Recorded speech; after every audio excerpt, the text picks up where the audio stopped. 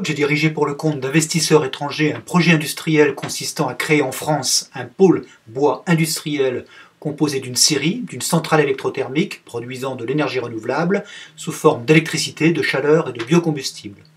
L'investissement s'élève à 150 millions d'euros et prévoit la création de 630 emplois dans une zone en très grave difficulté économique.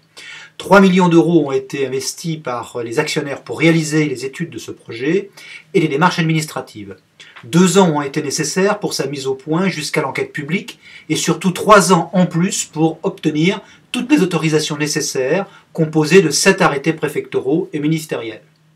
Résultat, après ces 5 années où tout semblait bouclé pour démarrer la construction de cet ensemble industriel, ces autorisations font l'objet aujourd'hui de procédures judiciaires initiées par différentes associations, ce qui ajoutera probablement 4 années de plus pour réaliser ce projet industriel, soit 9 années au total.